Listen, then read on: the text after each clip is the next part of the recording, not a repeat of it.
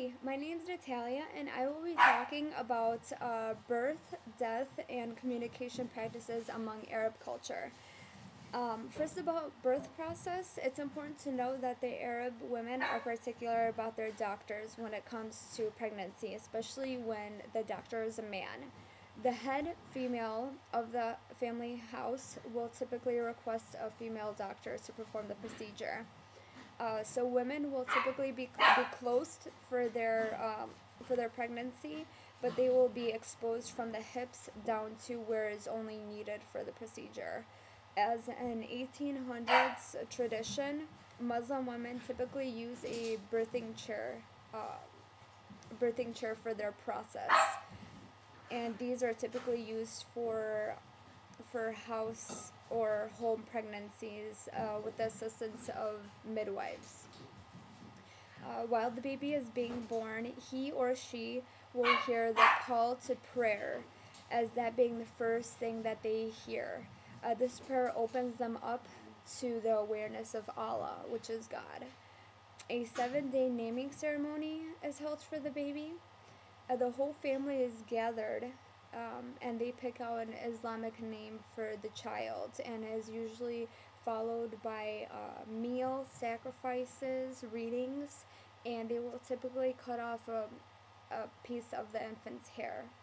An Arab person, however, who is preparing for death will typically pray to Shahada. Shahada is a prayer which expresses the worthiness of dying for Allah.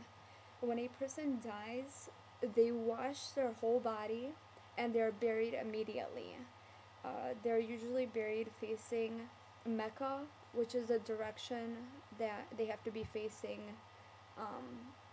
for their direction of prayer to Allah. Memorial services are typically held from 7 days to a year long for the dead person. As for communication, it is customary for a person of Arab descent to stand 2 feet away from the person that they are conversing with. They will avoid physical contact, and they will stand with their hands behind their back. It's important to know that it's inappropriate to cross your arms or have your hands on your hips when having a conversation. It's important to know that shaking hands is very appropriate. However, it's inappropriate when it comes to shaking hands with the opposite sex or looking into the eyes of someone who is the opposite sex, because that can also be seen as degrading. It's insulting to show the soles of your feet and not take your shoes off while you're in a house or a mosque. And also, if you're a visitor in a home of an Arab, it's important to know that if you are not greeted in their house, then you're not welcome. If they're not having a conversation with you or didn't say anything to you, then you know that you're not welcome in the household. And that's all I have for my 3 topics: birth, death, and communication practices. Thank you.